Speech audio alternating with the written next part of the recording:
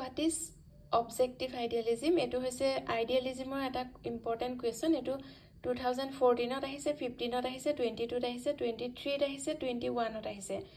Objective idealism upor eta question hoye.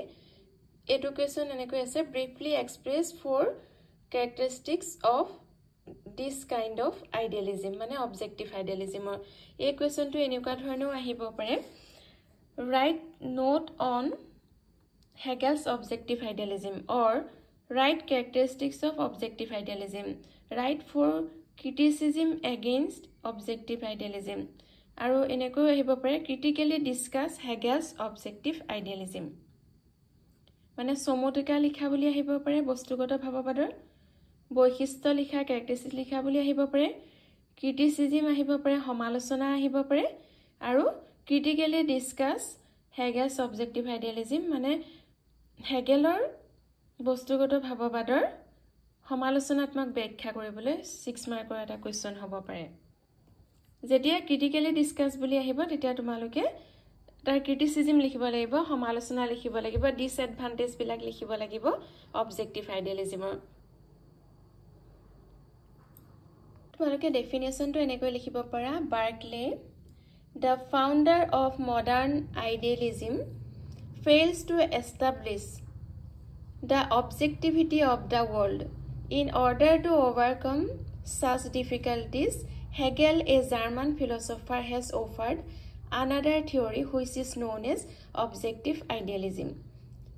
According to Hegel, the supreme reality is really a spiritual entity. Hegel has described this as universal reason and universal idea. Reality is rational. This rational entity expresses itself as a concrete and conscious energy in and through the evolutionary process of the universe. বস্তুনিষ্ঠ ভাৱবাদৰ প্ৰৱৰ্তক হৈছে German দাৰ্শনিক Hegel.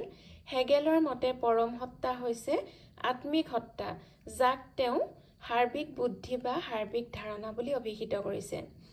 বস্তুনিষ্ঠ ভাৱবাদ অনুসৰি সত্তা বৌদ্ধিক, মানে বুদ্ধিৰ দ্বাৰা সত্তাক আমি জানিব পাৰো। এই বৌদ্ধিক সত্তাই মূৰ্ত আৰু চৈতন্যময় শক্তি হিচাপে মানৱ আত্মা আৰু বাস্তৱ জগতখনৰ বিৱৰ্তনৰ জৰিয়তে নিজকে আত্মপ্ৰকাশ কৰে। এটো আসলে অ্যাবসলিউট আইডিয়ালিজম আন এটা নাম। অবজেক্টিভ আইডিয়ালিজম মনত ৰাখিবা, অ্যাবসলিউট আইডিয়ালিজম বুলিও কোৱা হয়। বস্তুনিষ্ঠ ভাৱবাদক পৰম ভাৱবাদ নামেৰেও জনা যায়। মানে বস্তুনিষ্ঠ ভাৱবাদৰ এটো লাইনো লিখিব পাৰা, বাৰ্কলিৰ আত্মগত ভাৱবাদী চিন্তাধাৰাই জগতখনৰ বস্তুনিষ্ঠতা সাব্যস্ত কৰিব পৰা নাছিল। গতিকে তেওঁৰ সেই অসুবিধাটো আঁতৰাবলৈ জাৰ্মান দাৰ্শনিক হেগেলে আন এটা তত্ত্ব আগবঢ়াইছিল, হে যাক বিষয়নিষ্ঠ বা বস্তুনিষ্ঠ ভাৱবাদ বোলা হয়। বস্তুনিষ্ঠ ভাৱবাদৰ বৈশিষ্ট্য কেইটা চোৱা। পৰম ভাৱবাদ বুলি ব্ৰেকেটত লিখি দিছো, মনত যাতে তোমালোকৰ থাকে। বস্তুগত ভাৱবাদৰ আন এটা নাম হৈছে পৰম ভাৱবাদ। বস্তুগত ভাৱবাদ একবাদী, কিয়নো এই মতবাদ মতে মনতহে সত্তাৰ সৃষ্টি হয়। দ্বিতীয়টো হৈছে পৰম ধাৰণা অথবা পৰম মন অথবা চিন্তাই জগতৰ অন্তৰ্নিহিত সত্তা। তাৰ পাছৰটো হৈছে চিন্তা আৰু সত্তা পৰিশেষত অভিন্ন। বস্তুগত ভাৱবাদে বস্তুবাদ বা ব্যৱহাৰিক জ্ঞানবাদ সমৰ্থন কৰে, কিন্তু স্বভাৱবাদ বা প্ৰকৃতিবাদ অস্বীকাৰ কৰে। তাৰ পাছৰ বৈশিষ্ট্যটো হৈছে জগত প্ৰক্ৰিয়া বস্তুনিষ্ঠ ভাৱবাদৰ মতে উদ্দেশ্যধৰ্মী। 2 নম্বৰটো জ্ঞান জগত আৰু সত্তাৰ প্ৰতিফলন। তাৰ পাছৰ কেইটা হৈছে হেগেলৰ বস্তুনিষ্ঠ ভাৱবাদ এক মূৰ্ত ধাৰণা। পৰম সত্তা সক্ৰিয় বা গতিশীল। দ্বন্দ্বাত্মক পদ্ধতিৰ প্ৰয়োগ হেগেলৰ বস্তুনিষ্ঠ ভাৱবাদৰ এক বিশেষ বৈশিষ্ট্য। দ্বন্দ্বাত্মক পদ্ধতিৰ প্ৰয়োগ এটো বহুত ইম্পৰ্টেন্ট পইণ্ট হয়। হেগেলে পদ্ধতিটো প্ৰথম ব্যৱহাৰ কৰিছিলে, দ্বন্দ্বাত্মক পদ্ধতিটো প্ৰয়োগ কৰিছিলে। Characteristics of objective idealism.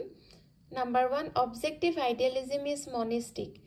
It accepts common sense realism but rejects naturalism.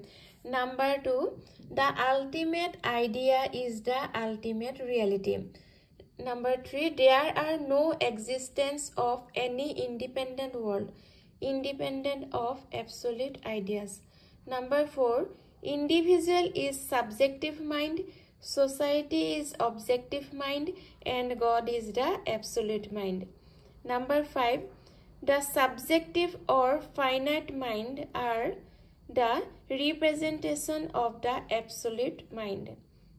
The world process is teleological. The supreme energy is utilized to fulfill a purpose.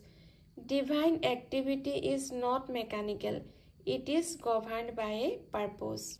Tapasodu, knowledge is the reflection of the world and the reality. Knowledge is the reflection of the world and the reality. Tapasodu, absolute reality is living as well as dynamic. Application of dialectical method. Tapasodu, thought and reality are at bottom identical according to Hegel. Hegel mane etu main statement hai. Thought and reality are at bottom identical.